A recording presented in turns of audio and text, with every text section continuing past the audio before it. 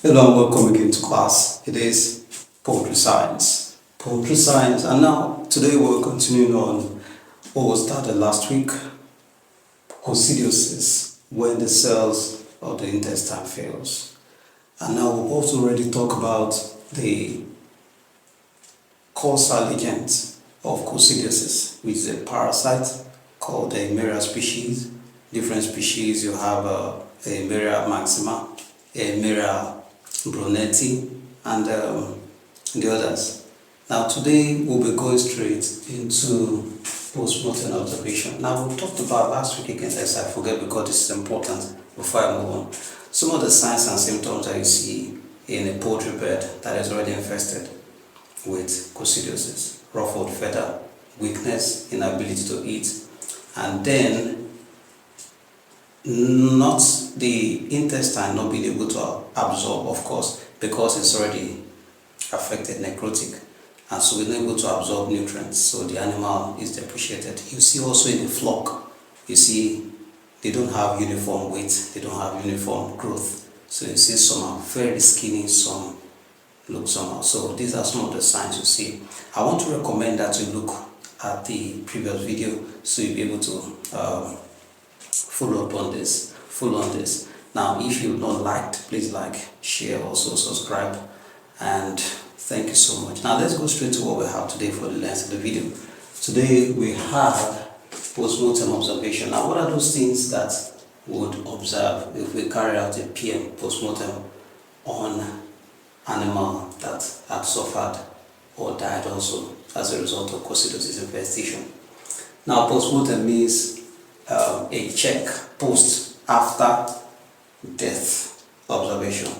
After death observation. Now in this case the animal is opened up and then we can look at some organs and some other parts of it. This time we'll be looking at the intestine particularly because you check everywhere. Now it is when you begin to see some compromise on the integrity, the normal way the intestine is supposed to be, you know that this is coccidiosis. Now what you see is necrotic hardening of the intestine. Necrosis, the word necrotic is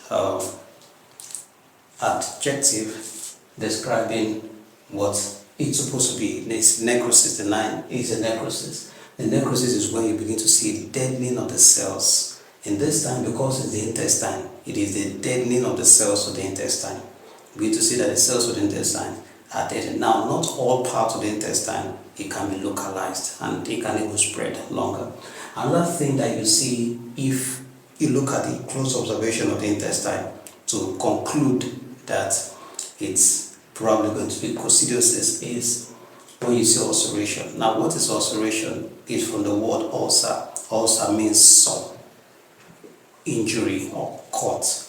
So when you begin to see injury, readiness of the walls of the intestine, you can tell it's coccidiosis. Now let's look at the next, mode of transmission. Now the mode of transmission, because it's parasite, it's usually from the poo or the dropping of the birds that are infected.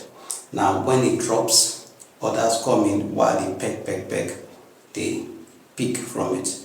Now, in the process of eating, or maybe if they pick from the poo of one that have been infested, it is actually and usually aided by a damp environment. That is why you have to be careful to be sure that the remove litters, change litter, ensure that the place water pours inside the deep litter system. If you're using deep litter system, you clear off. Now, it's not usually going to be common if the birds are on a battery cage or in a cage where the litter don't stay. The litter drop through a net or a wire gauze, just drops through and they don't have contact with their feces. Now it's not always common. It can be, but not always common. But when you have a deep litter system, it can occur. So a dampened deep litter can be a problem.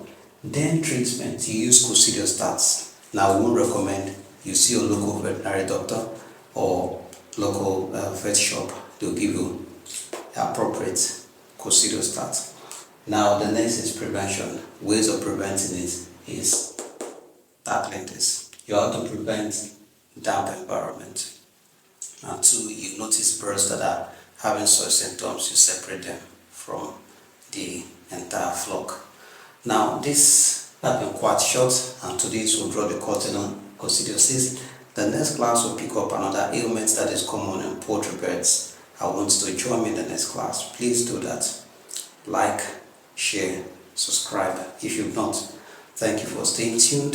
It is Poultry Science. Bye-bye.